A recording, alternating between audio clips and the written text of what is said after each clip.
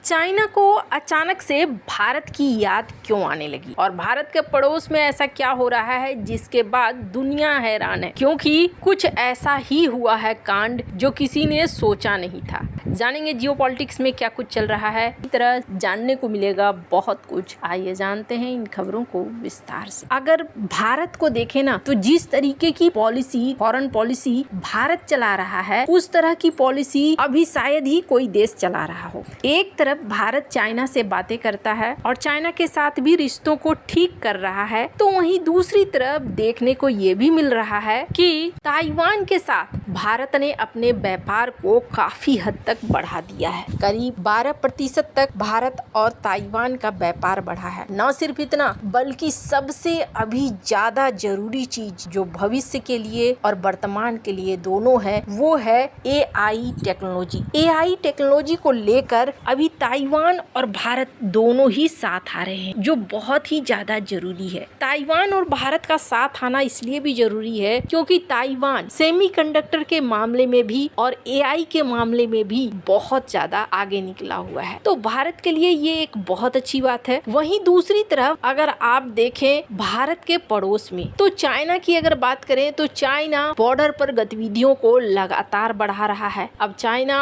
अपने डर से हो या फिर भारत के खिलाफ एक प्लानिंग हो, चाइना ने तिब्बत के सीमाओं पर गांवों को बढ़ाना शुरू कर दिया है। हालांकि अभी वो अपने ही एरिया में गांवों की संख्या लगातार बढ़ा रहा है। अब अगर गांव बनते हैं धीरे धीरे, चाइना की पॉलिसी क्या है, चाइना अक्सर ये कोशिश करता है कि दूसरे की जमीन को हड़पा जाए, जितना ज्यादा से ज्यादा हड़प सके, लेकिन धीरे धीरे एक बार में हमला करके बहुत ज्यादा इलाके को कैप्चर लेना, ये चाइना नहीं करता है, चाइना धीरे धीरे करता है। इसलिए भारत के लिए नॉर्थ ईस्ट का इलाका बहुत ज्यादा खास हो गया है। हालांकि अभी चाइना को कई झटके मिल रहे हैं भारत के इस इलाके के आसपास के देशों के साथ। सबसे पहले बांग्लादेश से तारिक रहमान ने झटका दिया। तारिक रहमान ने जहां पाकिस्तान का साथ छोड़ना शुरू कर दिया है, भारत के खिलाफ बांग्लादेश के द्वारा लगाए गए यूनुस के कार्यकाल में कई चीजों को उन्होंने हटाना शुरू कर दिया, कई फैसलों को बदलना शुरू कर दिया है, तो वहीं भारत के साथ ये दोस्ती को भी आगे बढ़ा रहे हैं। वहीं बात करें नेपाल की, तो नेपाल में बालेन शाह के आने के बाद ये सोचा गया था कि शायद भारत के साथ रिश्ते खराब होंगे, लेकिन उसके उलट बालेन शाह को भारत की तरफ से PM मोदी ने बधाइयां दी। तो बालेन शाह ने ये कहा कि मैं आपके साथ काम करने के लिए इच्छुक। और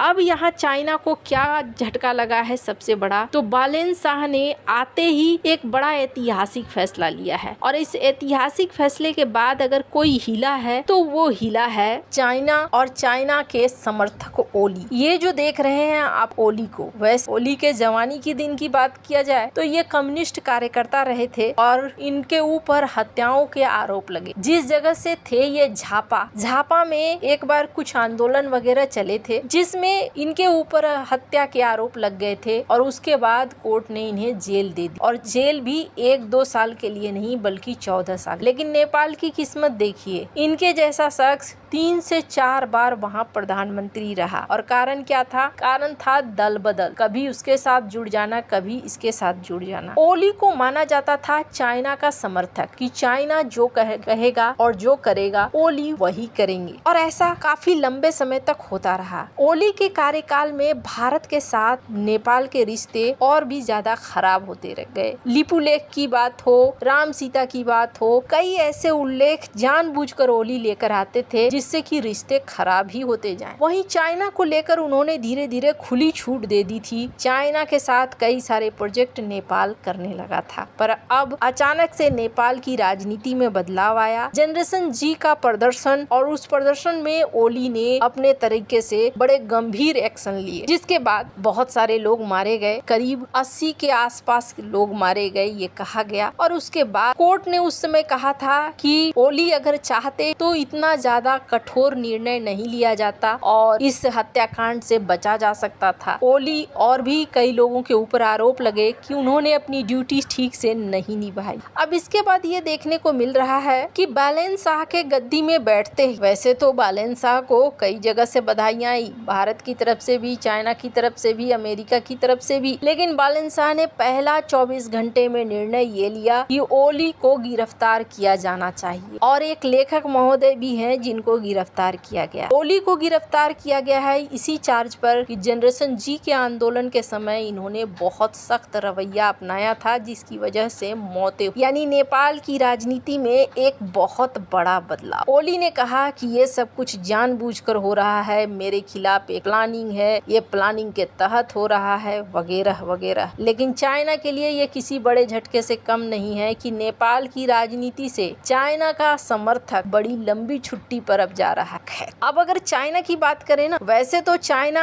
है एकदम घाघ कंट्री, लेकिन ये मानना पड़ेगा कि वो समय पर सही तरीके से एक्ट करते हैं। अभी अगर आप देखें तो चाइना के ऊपर ये आरोप लगता है कि चाइना की जो चिप मेकर कंपनी है वो सप्लाई कर रही है चिप टेक्नोलॉजी ईरान की मिलिट्री। ईरान की मिलिट्री बार बार ड्रोन को बना रही है, आराम से दागे जा रही है और इनके हथियारों का जखीरा खत्म होने का नाम नहीं ले रहा है। तो इसके पीछे कुछ तो होगा। अब अमेरिका की रॉयटर एजेंसी के इनमें एक आर्टिकल लिखा हुआ है जिसमें कहा जा रहा है कि चाइना की जो कंपनी है SMIC, जो कि सबसे बड़ी चिप मेकर में से एक आती है, उसने ईरान को टेक्नोलॉजी दिया और इस वजह से ये आगे बढ़े चले जा रहे हैं। अब जहाँ तक अमेरिका और चाइना की बात है, शी जिनपिंग के साथ डोनाल्ड ट्रंप मिलने वाले हैं और अमेरिका भी गेम में भारत को साथ रख रहा है, चाइना भी भारत को गेम में साथ रखना चाह रहा है। अभी आपने देखा किस तरीके से कोलबी आए, कोलबी आकर उन्होंने कहा कि इंडो पैसिफिक में भारत बहुत महत्वपूर्ण है, भारत को साथ लेकर चलना है, भारत के बिना तो कुछ हो ही नहीं सकता है, वगैरह वगैरह। तो वहीं चाइना के राजदूत हैं शू फेइहोंग भारत में, उन्होंने कहा कि देखो बहुत सारे दुनिया के ऐसे देश हैं जो